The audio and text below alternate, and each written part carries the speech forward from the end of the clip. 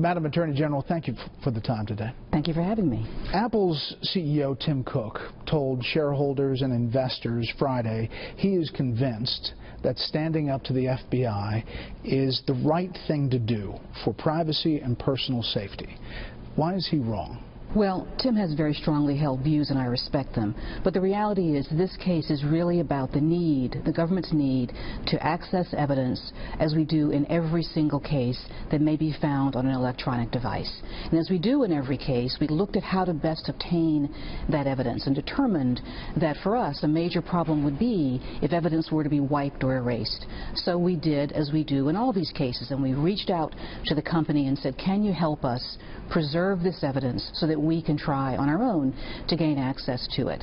And in order to do that, what we did at first was go to court and get an order that said there's maybe evidence on this phone, you've got the right to go into it, use all legal means. And as we did in this case, as we do in other cases, we went to the company and said, can you help us? When they said they weren't able to help us or they chose not to do so, we went back to court and said, you know, the law says that third parties can be required to help us gain access to evidence. And the court said yes. And that's where we are now. This really is an issue about how the government's going to go about obtaining evidence that may be on an electronic device in a case involving national security. And it's our hope, it is still our hope, that they will see their way clear to complying with that order, as thousands of other companies do every day. What the FBI wants, though, does not currently exist. How can you really justify forcing Apple against its will to work for you, in essence, by creating software it says would damage its own product? Well, you know, Apple is one of the most secure companies that we have, and they have done great work at protecting their own code and their own intellectual property, and that's a great thing for American industry. What we're asking them to do is to help us, is to simply disable one feature, a feature that doesn't involve encryption at all, but a feature that would erase that phone and prevent us from accessing the evidence on it that we have obtained the lawful right to gather. But it's not just that case. It's 12 other federal cases involving 14 other phones, right? Well, in every single one of those cases, we have gone to court with a narrowly crafted request and said to the court, is this something that we can obtain under the law? And the courts have said yes. And we've then gone to Apple and said, we need your assistance here. And where they've chosen not to, we would then go back to court and say, could you please direct them, as we do companies every single day, to work with us? We prefer to work with them directly, and we still would. There are some who say that forcing Apple to do that work for you would constitute involuntary servitude, prohibited under the 13th Amendment. How do you respond to that? Well, you know, I think that the 13th Amendment is a very important part of the Constitution, but it's not implicated when you go to a company, an American company, one of our great American companies, with a lawful court order, and you simply say, please comply with the law. That is not servitude of any kind. That is simply asking a company to live up to its civic obligations and cooperate with law enforcement as directed by a court. Tomorrow at the RSA Cybersecurity Conference in San Francisco, you will announce that the U.S. and UK have begun negotiations that would allow the British government to essentially subpoena American companies for data relevant to investigations there, even if the individuals involved are not American or that the crime happened on U.S. soil. So how will the U.S. benefit from that? American companies do business all over the world, as they should. But they're in a situation where there are vulnerabilities there. You mentioned that we're talking to the UK, and we are.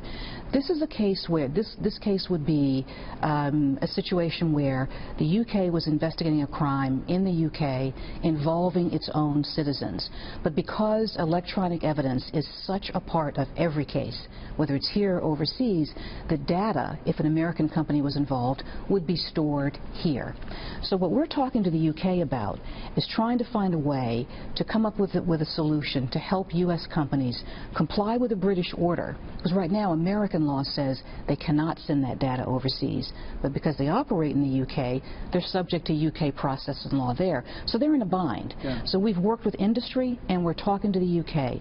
And we're looking to come up with a model that would let the UK, for example, give an American company an order for data on non-American citizens. It would not cover American citizens or actions here and let them comply with that order in the UK. But back to Apple. I mean, one of the things in the Apple case is that Apple's compliance with the court order, they say, could open them up to other foreign governments and legal actions similar to what you're talking about. So how do you think this is all going to go over with the tech community that is already concerned about privacy? This is something that the tech community has been supportive of because it helps them with the vulnerability that they currently have, because they do business all over the world, and they are subject to laws in the UK, for example, if there's an examination or an investigation into a case occurring in Great Britain. This would allow them to comply without being out of compliance with U.S. law. Security and privacy are tremendously important to the U.S. government. It's one of our highest priorities. But every day, in every single case involving criminal activity, we go to courts and we say, here's the reason why we need to obtain something that is otherwise private. So are you confident that this Apple issue can be resolved, or do you think it's going to make its way to the U.S. Supreme Court? Well, I can't predict which way the case will go. I certainly feel that we've put forth strong arguments, and that this is a matter of following this investigation where it leads. We have an obligation as law enforcement officers to follow every fact and every piece of evidence in an investigation like this one, and frankly, in all of our cases. And that's what we're trying to do here. Speaking of the Supreme Court, there are a growing number of Democrats who are now calling on President Obama to nominate you to fill the vacancy left open by Justice Scalia's death. Have you been told you're under consideration? Haven't had those conversations. I'm extremely happy with my job as Attorney General. Not being vetted? Haven't had those conversations, and I'm extremely happy with my job as Attorney General. Wow, that's the same It's the answer. best job ever. Okay. It really is. The seat obviously would shift dramatically the court. Does the administration truly believe that Republicans will allow a vote on something this dramatic of the U.S. Supreme Court in the U.S. Senate? You know, I certainly can't speak for the Senate in this. I know that the administration has stated it intends to name a nominee, and I assume that they'll have discussions about whether or not that nomination will proceed. And certainly as someone who went through the nomination process quite recently, I think all vacancies should be filled as soon as possible. And if I ask it again, it'll be the same answer? Yes. Okay. I have seen your testimony on Capitol Hill about the Clinton investigation, the email investigation.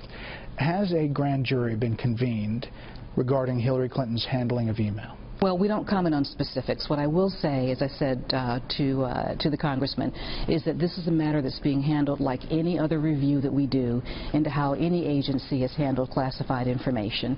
It's being handled by the career independent lawyers here at the department, and they will review the facts and the evidence and make a determination in due course. I know you can't tell us what happens in a grand jury, but there's no law that prevents you from telling us whether a grand jury has been convened if we publicly know there's an investigation of a person or subject. So has one been convened? We don't comment on specifics of any of our investigations, and so I'd be giving you the same answer again, which is we're looking at whether or not classified information was handled in a particular way, in an appropriate way. It's the type of case that we look at all the time. Has it been concluded? I don't have any news for you on that front either. Well, you stated a few days ago, and you just stated there, that it's being handled by career independent law enforcement agents, FBI agents, as well as career attorneys in the DOJ. Which section is working on the case? You know, we don't go into that either. What I can tell you is that the matter's being reviewed like any other like it when we look at how classified information's been handled, and they look at all the facts, they look at all the evidence, and they'll come to a determination in due time. National security, public integrity, both? We don't comment on who's handling it. Does it concern you, though, that there is this perception that your Justice Department may, in the end, cut Secretary Clinton a break or do her a favor, or just because of her last name or because the Democrats want her on the top of the ticket in the fall? Is that something that you are concerned about? You know, I think that with every case, we handle it in the same way, and that's what I'd like to convey to the American people, is that whether someone has an interest in a case because it's interesting in the headlines or because they're personally involved in it. For example, if they're the victim of a crime, we take it seriously and we handle it independently, thoroughly, fairly, and efficiently. And we have to handle every case in that way. We owe it to everyone. We owe it to the citizens, and we owe it to anybody who may be involved in a matter. So why hasn't Secretary Clinton been interviewed yet? We don't comment on the particulars of anything. Okay, how about this? White House Press Secretary Josh Earnest recently said this about Hillary Clinton's investigation from the White House briefing room. What I know that some officials over there have said is that she is not a target of the investigation. So are officials briefing Josh Earnest? I can tell you unequivocally that no one outside of DOJ has been briefed on this or any other case. That's not our policy, and it has not happened in this matter. Where do you think he got that information? I can't speak for Josh, so I can't tell you. Anybody else in the White House being briefed? No one in the White House or anyone outside the department would be briefed on this or any other case. That's not how we do our business. I doubt this will get an answer, but critics of the administration's handling of this say General David Petraeus was indicted for behavior that amounted to a tiny fraction of what we know happened with Secretary Clinton. Are they wrong? You know, I think every case is different. We look at the facts and evidence and make independent decisions based on what's appropriate in every matter. It is important, though, for people to know what's right, what violates the law. Is it legal or illegal for federal employees, especially cabinet members, to set up a private server to handle all government email correspondence?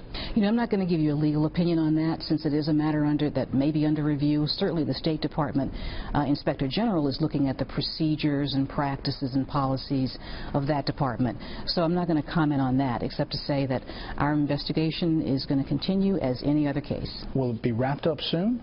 And we don't give you timing estimates either. Again, we don't. But I guess there is a timetable that is hanging over this, you know. But shouldn't American voters know Hillary Clinton's legal status as they get prepared to head to the polls?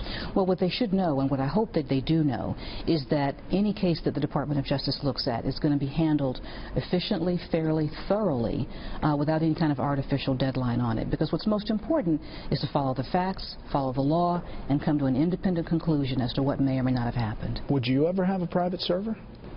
With regard to? Emails. Well, we use our DOJ servers here for emails. So you wouldn't have a private server at home? I don't comment on that. Well, you wouldn't. You use DOJ servers. I use the Department of Justice email system. Just today we're getting word that Secretary Clinton's former Chief of Staff, Cheryl Mills, has maintained her top secret security clearance, despite sending information that's now deemed classified to the Clinton Foundation and this unsecured server. Isn't it standard practice to suspend a clearance pending the outcome of an investigation?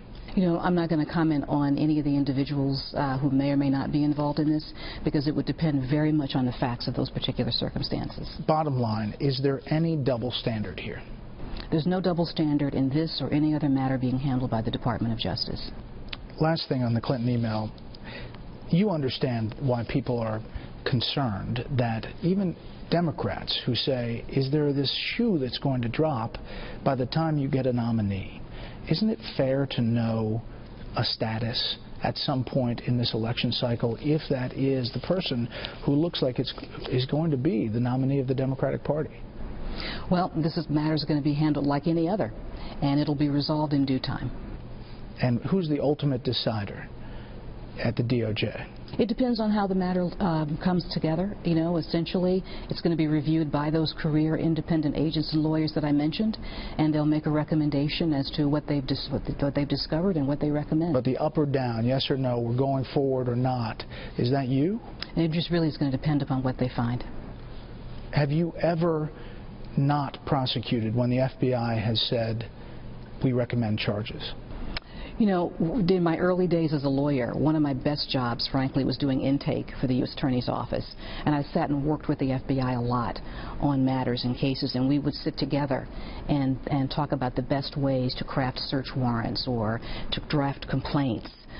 Or the best types of charges to bring in credit card cases or in bank robbery cases. And so I've always thought that it was one of my best jobs, and one of the best things that we do is work together with our law enforcement partners in reviewing evidence and coming to a conclusion as to what's there and what's not there.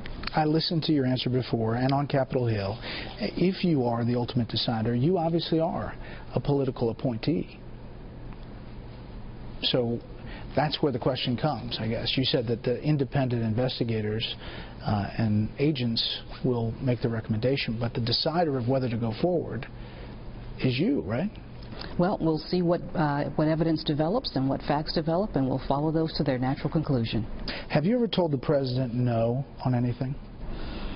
You know, I don't go into specifics of my conversations with him. I can't think of an occasion where we've had contentious discussions about things. You know, like, no, Mr. President, you can't do that. Yeah, I've made recommendations to him. He has accepted them and taken them. I've given him my advice. He has accepted and taken that, along with the advice of other advisors and other cabinet members. So I've certainly provided information and thought to him.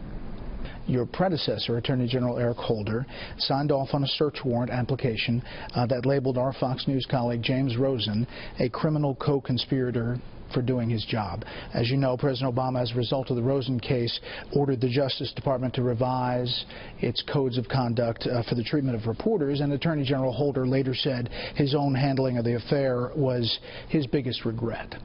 At that time, the designation of a reporter as a criminal co-conspirator by the DOJ carried pretty significant precedent for all U.S. attorneys. What view of the matter did you take at the time? You know, I didn't have a view of the matter at the time because I wasn't involved in the matter, so I didn't know enough about the facts or the issues to come to a conclusion. I did agree with the review that was set up within the department and the new policies that have been promulgated. And as Attorney General now, I've actually had the good fortune to sit down with the working group that looks at those issues, which is composed not just of DOJ officials, but also people within the media who consult with us and who share their views with us and who were very, very helpful in setting up the policies and procedures. And so a number of safeguards were put in place that I do think were appropriate and have been, I think, very effective, and I think also have helped our relationship with the press, I hope. I think that the feedback and input that we got from members of the press was helpful, not just in drafting the new policies, but in making sure that we understood their needs and their concerns. Are we safer or more at risk than we were 5 years ago? You know, I think that it's hard to put an absolute on that. Obviously, the U.S. is always a target. One of our greatest concerns and one of my highest priorities is national security matters.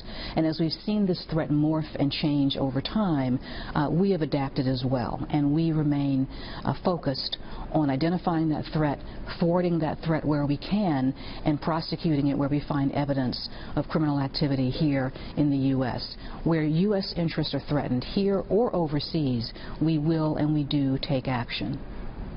What keeps you up at night? And I think that the greatest concerns that a number of us in law enforcement face these days really are our cyber issues. Cybersecurity is a huge concern of ours as well, not just in terms of the individual attacks, people who have had their identity stolen. Those are devastating, and I think the average American can relate to that in a very, very real way. But possible threats to our corporate IT, to our corporate intellectual property, the goodwill and the brain trust, so to speak, of American industry.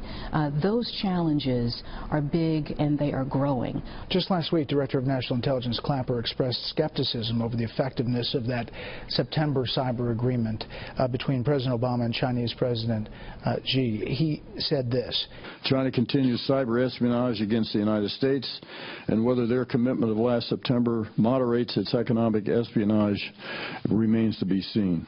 You, back in December, along with Homeland Security Secretary Johnson, sat across the table from your Chinese counterparts and discussed this very issue. So do you agree and share the DNI's assessment? Which is an agreement that they would not engage in economic espionage. So we will be constantly looking and monitoring U.S. companies, as we always do, for their vulnerabilities, to alert them if we see any problems, whether it's from China or any other state actor. It's something that we do by working with industry very, very well. How can the government stop it, though? In 2014, your predecessor charged 5 Chinese military officers with federal crimes alleged to their hacking, and it just continued. So what do you tell people in America that says, hey, you tried, and it's not really happening? You know, it's really a multifaceted effort. First, increasing our own resources so that we can detect intrusions from wherever they come into American industry. And the FBI is working very hard at that, along with our fellow agencies in this. But also investigating and prosecuting those that we do find responsible for breaches and for hacks. Okay. Attorney General, thank you for the time. We really appreciate it. Thank you, Brett.